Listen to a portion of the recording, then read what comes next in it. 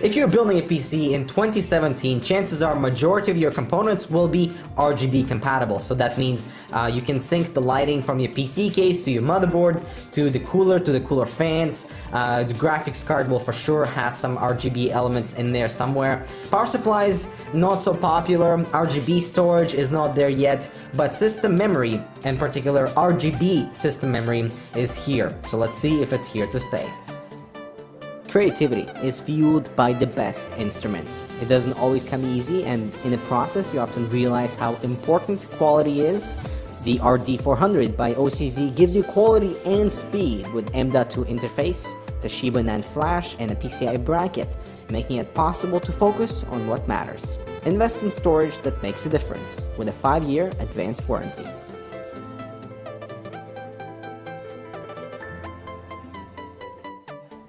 And what I have on hand is a 16GB 3200MHz EVO X DDR4 kit from GEIL. GEIL? I don't know.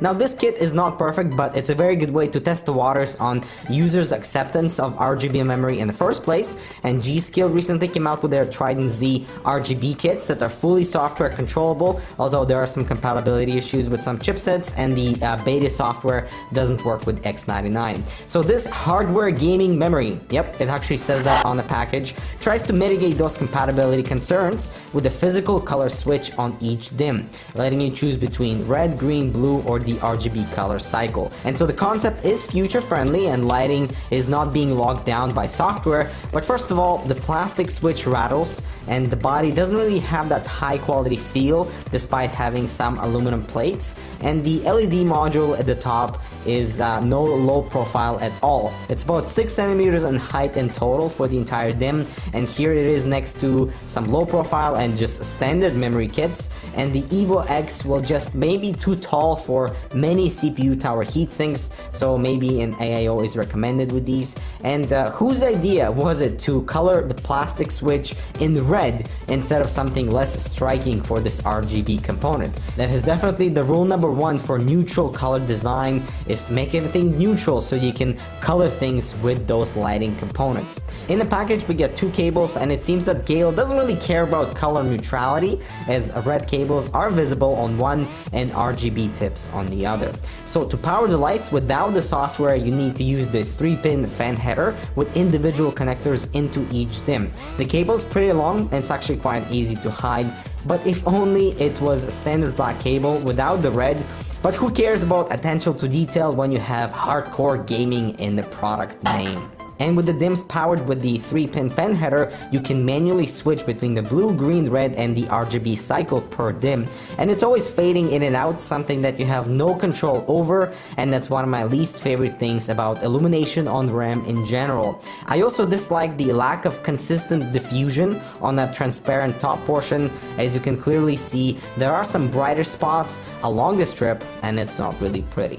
And the only reason why you'd want to use these in manual control is if one of the 3 colors suits your build perfectly, and also if you don't have a compatible motherboard for software control, which is where the second way to power the LEDs comes into play. So we have this 12-volt RGB connector, which is on the opposite side of the DIMM and connects to the RGB connector on your motherboard to allow you to sync and control the lighting of your RAM and the rest of your components through software. So it's basically a true 2-in-1 solution, but be careful, only one method is allowed to be used at once, so only one of the cables needs to be plugged in for illumination. So you either power it via the 12-volt RGB connectors or go through the 3-pin fan header. So now what I've done is connected the RAM into my Maximus 8 Hero Alpha motherboard with the 12-volt RGB connector, so I can control the memory LED through the Aura software on the ASUS side, or you have an MSI board, you can do that same thing with Mystic Light Sync, which is their own implementation of the same thing. So here, let's check out how accurate these colors are.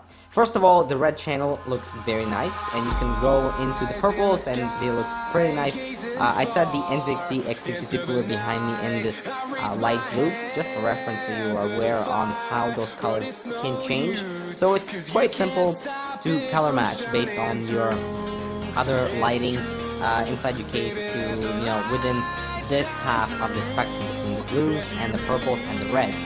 However, when we enter into this green arena, it looks absolutely terrible. For example, right now, we have the highest intensity of the light, and the greens look like they look super washed out. There's no color in that. It looks white with a little hint of green.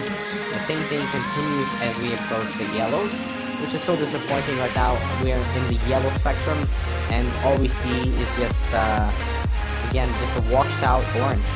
So it's quite disappointing to not have any color definition within the orange or the green spectrum, and that might be disappointing if you want to choose the GPU or CPU temperature effect, because that's all it's doing, looking into the greens and the yellows. The orange is fine, but my CPU temperature right now is under 30, so we should be in the greens, and that looks absolutely terrible. So the only way to really highlight the greens is if you do not really go into the color cycle effect, because the green still doesn't show up, but if you were to manually select the green to the that little slider switch on the actual memory. When it comes to the breathing effect, it's quite uniform. It's nice. It follows in for both DRAM slots equally, so there's consistency and not like randomness that goes on. But I do like the static nature of DRAM and being able to change the color of it. The only thing is that obviously it's not consistent throughout. For the blues it's fine, but if you choose any other color, like in the purples also, you can still see the inconsistency of the lighting spread throughout that transparent portion at the top, and that's just disappointing. That's not what you want to see from an LED specific memory kit.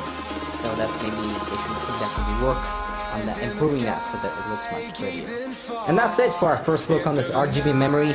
I really love the concept of combining software and manual control into one, but the EVO X kit is far from perfect design-wise. I think more companies should be pushing with subtle color accents and soft diffusions, especially when it comes to RGB components. I would want to see more quality over quantity when it comes to color. And so the only thing that's left to receive the RGB treatment is RAM. Moving forward needs to be better. Storage, maybe like RGB SSDs, and then power supplies. So between those three components, where would you like the focus of companies to prioritize on proper lighting implementation? Let me know in the comments down below. I'm Dimitri with Howard Knux. Thanks so much for watching. We'll see you in the next video.